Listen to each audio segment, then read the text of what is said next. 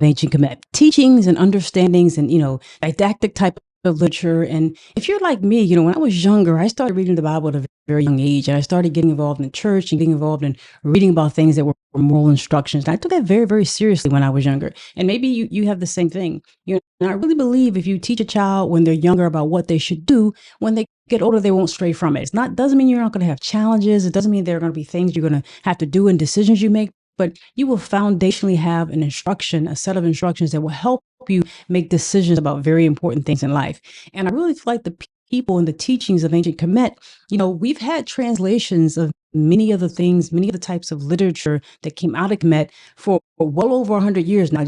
At the very least, we've had translations to be able to translate a lot of this information. And, the question becomes, why don't we have this in school? Why aren't we taught this? We're taught about a lot of different, very important, beautiful cultures around the world. We're taught about them in different countries, but a lot of places do not have Egyptian literature and teachings as part of curriculums that we teach children. I didn't learn about this stuff until I started getting older. I didn't learn about this until I started reading on my own. And there's a lot that it has to offer. We think about wonderful cultures around the world that talked about meditation or prayer, or talk about, teaching a child. This was done and talked about in Kemet as well, and maybe before some of these other organizations or other cultures. So it's really important for us to think about. I'm going to read some things today from the instruction of Kegemni. And Kegemni, I'm just going to be reading from that, and I'll put like a link to more information about it. But the instruction of Kegemni, they had in the sixth dynasty. Now, the sixth dynasty in ancient Kemet is the Old Kingdom. The sixth dynasty is the Old Kingdom. So we're talking about 2,200 years before Christ, or 2,300 years before Christ. We're talking around that time.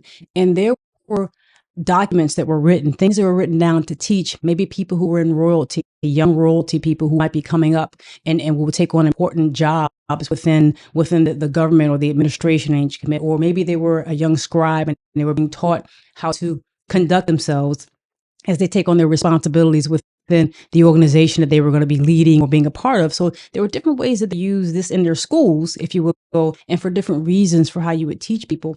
And a lot of it obviously had to do with morality and moral lessons. And for me, that's a big thing to think about.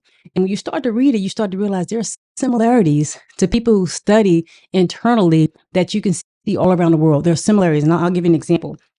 From this instructions of Kegemni, it says, the cautious man flourishes. The exact man is praised. The innermost chamber of the heart opens to a man of silence. When you think about that, and that's the quote I have up on the screen there, the innermost chamber of your heart opens to a man of silence. And so when I think about that, I think about meditation. I think about the people who meditate and who pray, and the traditions around the world where that is something that people do. They pray a lot and they meditate, and you go inside.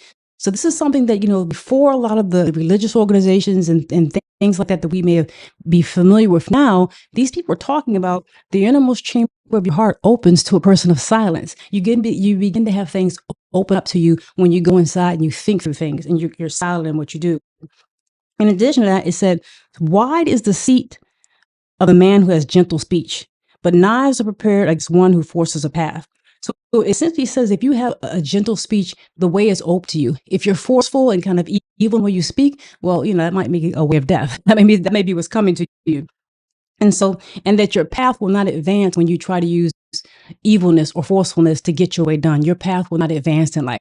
That's an important thing. It also says, if you sit in the company of people, desire not the bread that you like. The gluttony is an abomination to the heart. That a gluttony is an abomination. It's talking about restraint and how it's appropriate and important to exercise restraint in certain areas. Sometimes you can't always let yourself go. Sometimes you have to have an appropriate amount of restraint and be able to control yourself. So that's something I wanted to share, something I want to think about today.